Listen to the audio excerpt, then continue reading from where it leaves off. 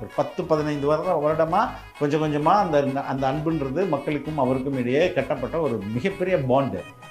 அந்த கனெக்டை இவங்களால உடைக்கவே முடியாதுல்ல. துணை முதல்வர் போன ஒரு நிகழ்வில் எலக்ட்ரிக் ஷாக் அடித்து 2 பேர் செத்தாங்க. அதை யாராவது பேசினாங்களா? சாட்டை துரைமுருகன் கடுமையாக விமர்சிக்கிறார் விஜய் அவர்களை. இந்த அளவுக்கு விமர்சிக்க என்ன காரணம்? போட்டி என்னவோ திமுக தாவேகா, ஆனால் களம் யாருக்கு இன் ஃபேவராக இருக்குன்னா தாவேகாவுக்கு தான் ஃபேவராக இருக்கு. இப்போ ஓபிஎஸ் அவர்கள் ரொம்ப அமைதியாகவே இருக்காரு. அவங்க நிலைப்பாடு என்னவா இருக்கும் சார் இதுக்கப்புறம்? மிகப்பெரிய செலவே மாநாடு தான். ஒரு மாநாடு போட்டாங்கன்னா பல கோடிகள் ஸ்பெண்ட். ஸ்டேஜ் அமைக்கணும், எலக்ட்ரிக் லைட்டு கட்டணும், அதுக்கப்புறம் மாட்களை கூட்டிகிட்டு வர்றதுக்கு வண்டி, காசு, சாப்பாடு, சரக்கு இதெல்லாம் வாங்கி கொடுத்து ஒரு மாநாட்டை நீங்கள் நடத்த முடிக்கிறதுல பல கோடிகள் you will bleed. Lion squash அசல் பழங்களிலிருந்து தயாரிக்கப்பட்ட ரியல் ஸ்குவாஷ் கூலா ஜோரா. நாதாஸ் நேயர்களுக்கு வணக்கம் and welcome to the show. இனி நம்ம கூட ஃபிலிக்ஸ் சார் இருக்காரு. நிறைய விஷயங்கள் கேட்டு தெரிஞ்சுக்க போகிறோம். வணக்கம் சார். வணக்கம் சார். சாட்டை துரைமுருகன் கடுமையாக விமர்சிக்கிறார் விஜய் அவர்களை. இந்த அளவுக்கு விமர்சிக்க என்ன காரணம் சார்? அவர் ஒரு இண்டிவிஜுவலுங்க, அவரை பற்றி எதுக்கு பேசிக்கிட்டு let us not talk about. தேவையில்லாது. Okay sir. இப்போ சீமான் அவர்கள் இப்போ களத்தில் இல்லாத மாதிரி ஒரு ஃபீல் கொடுத்துட்டு இருக்காரு. அதை பற்றி நான் கருத்து சொல்லுங்கள் சார். நாம் தமிழர் அது வேறு கட்சியில், எங்கள் கட்சி பற்றி தான் நான் பேச முடியும். Let us not talk about. இப்போ ஓபிஎஸ் அவர்கள் ரொம்ப அமைதியாகவே இருக்காரு. அவங்க நிலைப்பாடு என்னவா இருக்கும் சார் இதுக்கப்புறம்? ரொம்ப அவர் பேசிக்காக he is not a good leadership material. அவர்கிட்ட எல்லா ஆப்ஷனும் இருந்தது இல்லையா. இபிஎஸ் கிட்ட இருந்தால் எல்லா ஆப்ஷனும் அவர்கிட்டே இருந்தது. But he miserably failed. இன்றைக்கி அவர் கூட இருந்தவங்களாம் இப்போ தனி கட்சி வேறு இன்றைக்கி தொடங்குறாரு, பண்ருட்டி ராமச்சந்திரன். ஸோ அவருடைய அரசியல் எதிர்காலம் going to be a question mark. இப்போ என்டிஏ கூட்டணி அவங்களுக்கு எந்த அளவுக்கு வெற்றி வாய்ப்பு இருக்குது சார்? என்டிஏ கூட்டணி அதை பற்றி பேசவே வேணாங்க. அவங்க பின்னாடி போயிட்டாங்க. இந்த ரேஸ்லேயே அவங்க இல்லை. ஆல்ரெடி தேர்தலுக்கு முன்பே 3ஆம் இடத்துக்கு போனது என்டிஏ. எல்லா துரோகிகளும் என்ன சொல்கிறது, யாரெல்லாம் தங்களுக்கு எதிராக பிட்ரே பண்ணாங்களோ அவங்கெல்லாம் ஒரு கூட்டணி அமைச்சா எப்படி இருக்கும்?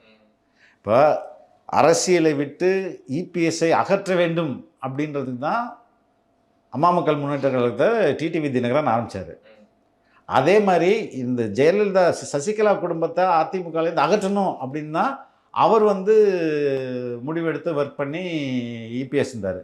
இப்போ 2 பேருக்குள்ள இவர் அவருக்கு துரோகி, இவருக்கு துரோகி. இவங்க 2 பேரும் ஒன்றா நிற்கிறாங்க. இவர் ஒரு பக்கம். அன்புமணி ராமதாஸ் இபிஎஸ் எவ்வளோ தரம் தாழ்ந்த வார்த்தைகளை பயன்படுத்தினாலும் உங்களுக்கே நல்லா தெரியும். இப்போ அவரையும் வரும் கூட்டணி போட்டுட்ருக்காங்க. இதுக்கிடையில் அண்ணாமலை எடப்பாடியை எவ்வளோ ரொம்ப வல்கராக கூட விமர்சனம் பண்ணார். தகாத நாகரிகமற்ற வார்த்தையெல்லாம் அவர் பயன்படுத்தினார். இப்போ அவரும் கூட்டணி. இது மக்கள் ஏற்றுப்பாங்க? நீங்கள் சொல்லிக்கலாம் இந்தியன்னு சொல்லிட்டு. அதான் எங்கள் தலைவர் சொல்ல பிஜேபி தலைமையில் மற்றும் சிலர் அப்படி தான் அதை குறிப்பிட்டார் பாருங்க. ஏன்னா அது அவ்வளோ முரண்பாடுகள்ங்க. ஒருத்தருக்கு ஒருத்தர் நீங்கள் எப்படி டிடிவி போட்டிட்டார்னா அதுக்கு போய் இபிஎஸ் பிரச்சாரம் பண்ணணும். எப்படி பிரச்சாரம் பண்ணுவார்? அதேமாரி இவரை அமாவாசைன்னு சொல்லி கிண்டல் பண்ணார் டிடிவி. அவர் போய் எப்படி பிரச்சாரம் பண்ணுவார்? புரியுதுங்களா? That's bundle of contradiction. அவங்க ஒரு கூட்டணின்றதே ஏற்றுக்கவே முடியாது. அதனால தான் எங்கள் தலைவர் ரொம்ப தெளிவாக சொன்னார், அது ஒரு டார்க் ஃபோர்ஸு, அது இருட்டுக்குள்ளே இருக்காங்க, அதை பற்றி நம்ம பேசவே வேணான்னு. இப்போ ஓபிஎஸ் அவர்கள் திமுக இணைய வாய்ப்பு இருக்கா சார்? 2-3 டைம் சேகரபாபு மீட் பண்ணியிருக்காங்க. தெரிலங்க. ஓபிஎஸ் தான் சார். தாவேகா பொதுக்கூட்டம் எது நடந்தாலும் உயிரிழப்பு இருக்கிற மாதிரி சில கருத்துக்கள் இருந்து இல்லைங்க. இப்போ அது வேண்டுமென்றே அது ஊடகங்களால் பெருசாக்கப்படுது. அது ஒரு விபத்து. அவர் ஏற்கனவே உடம்பு சரியில்லாதவர். அதுக்கெல்லாம் நம்மளுக்கு அனுதாபம் இருக்குது. அவருக்கான அந்த குடும்பத்துக்கு நிதி உதவியெல்லாம் பண்ணியாச்சு. நான் என்ன கேட்குறேன், துணை முதல்வர் போன ஒரு நிகழ்வில் எலக்ட்ரிக் ஷாக் அடித்து 2 பேர் செத்தாங்க. அதை யாராவது பேசினாங்களா? அதுவும் மரணம் தானே, அதுவும் உயிர் தானே. ஏன் ஊடகங்கள் அதெல்லாம் பெருசாக பேசலை? இப்போது இதுதான் நான் தொடக்கத்திலே சொன்னேன். இங்கே ஒரு பெரிய நரேட்டிவ் செட் பண்ணப்படுது தாவேகாவுக்கு எதிராக. அது பல்வேறு அவதூறுகள். அதில் இதுவும் ஒரு அவதூறு. விஜய் அவர்கள் இறந்தவங்க வீட்டுக்கு போய் பார்க்கலங்கிற மாதிரி ஒரு ஸ்டேட்மெண்ட்டும் சொல்கிறாங்க. இல்லைங்க, அதுதான் நான் கேட்குறேன். இப்போ இவர் என்ன செய்தார், துணை முதல்வர் என்ன பண்ணார் நான் கேட்குறேன். இன்னும் அப்படி ஒரு செய்தியை வந்ததை நடந்த மாதிரியே யாருமே வெளியில் சொல்லலைல்ல. அது எல்லாமே இவங்க எந்த ஒரு, அதாவது தலைவருக்கும் மக்களுக்கும் ஒரு மிகப்பெரிய ஆழமான அன்பு பரிமாற்றம் இருக்குது. அந்த அன்பு பரிமாற்றத்தை இவங்களால புரிஞ்சிக்கவே முடியல. அது இவங்கெல்லாம் அந்த ஏதோ நேற்று வந்ததுன்னு நினச்சிக்கிட்டு லேப்டாப்பை கொடுத்துடலாம், இல்லைன்னா மகளிர் உரிமை கொடுத்துடலாம், இல்லைன்னா வெல்லும் தமிழ் பெண்கள்னு கூட்டம் நடத்திடலாம், இல்லை அதே மாதிரி நம்மளும் துண்டை சுற்றிட்டு போகலாம், ரேம்ப் வாக் பண்ணலான்னு இவர் நினைக்கிறாருனோ. இது எல்லாமே எக்ஸ்டர்னல், இதெல்லாம் வெளித்தோற்றம் தான்.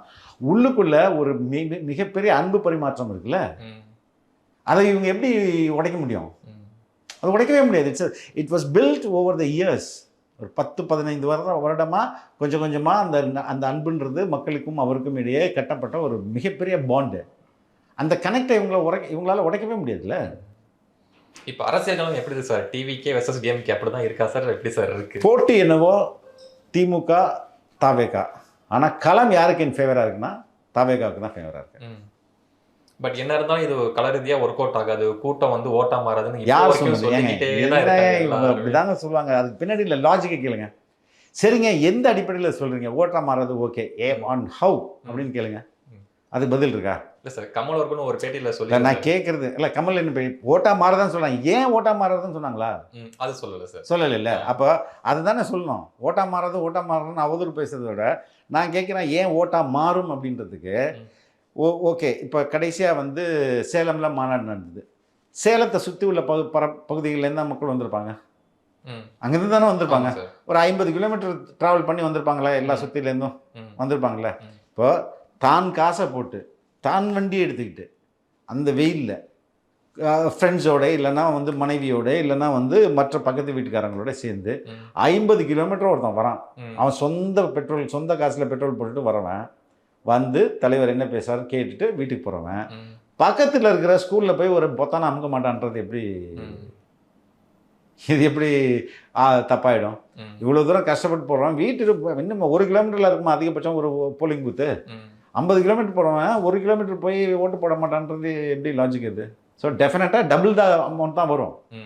இவங்களுக்கும் தெரியும், வேற வழி இல்லாமல் என்ன சொல்கிறது இவங்களை. அரசியல் கட்சிகளுக்கு மிகப்பெரிய செலவே மாநாடு தான். மாநாடு போடுறது, ஒரு மாநாடு போட்டாங்கன்னா பல கோடிகள் they have to spend. Stage அமைக்கணும், அந்த பெரிய எலக்ட்ரிக் லைட்டு கட்டணும், அது கட்டணும், படோடபமாக நீங்கள் செலவு பண்ணணும். அதுக்கப்புறம் மாட்களை கூட்டிகிட்டு வர்றதுக்கு வண்டி, காசு, சாப்பாடு, சரக்கு, இதெல்லாம் வாங்கி கொடுத்து ஒரு மாநாட்டை நீங்கள் நடத்த முடிக்கிறதுல பல கோடிகள் யூ வில் ப்ளீடு, ரைட்டுங்களா? ஆனால் தாவேகாவுக்கு இவங்க ஒரு ஃபோன் அடித்து சொன்னால் போதும், இல்லைனா இன்றைக்கி வராருன்னு சொன்னால் போதும், அவ்வளோ பெரிய கூட்டம் கூடுது. இது அவங்களுக்கு வயிற்றுச்சலாக இருக்குது. என்னடா பண்ணுறது, இதை இப்படியே போயிருந்துச்சுன்னா நம்ம என்ன பண்ணுறதுன்னு அவங்களுக்கு ரொம்ப என்ன சொல்கிறது, டென்ஷன் ஆகுது. அதனால் இப்படி ஒரு நெரட்டிவை கிளப்பி விடு, கூட்டம் ஓட்டாகாதுன்ற, அதுதான் அதுக்கு பின்னாடி இருக்கிற லாஜிக். இப்போ ஆளுங்கட்சியும் சரி எதிர்கட்சியும் சரி தேர்தல் அப்போ பூத் லெவலில் இறங்கி வேலை பார்ப்பாங்க, வேட்பாளர்களை விலைக்கு வாங்க வாய்ப்பு இருக்கலாம் சொல்கிறாங்க. இந்த விஷயங்களை எப்படி எதிர்கொள்வாங்க? பூத் லெவலில் கிட்டத்தட்ட 70,000 பூத் இருக்குது. ஒரு பூத்துக்கு 10 பேருன்ற 11 பேருன்ற அளவில் எங்களுக்கு பூத் கமிட்டி மெம்பர்ஸ் இருக்கிறாங்க. 3,25,000 ஆஃபீஸ் பேரர்ஸ் வேரியஸ் லெவலில் இருக்கிறாங்க. இவங்க வந்து உண்மையான லாயலிஸ்ட். அவங்கள ஒரு சல்லி காசு கொடுத்து வாங்க முடியாது. they may try but it will not work. நிறைய தகவல் சொன்னீங்க. Thank you.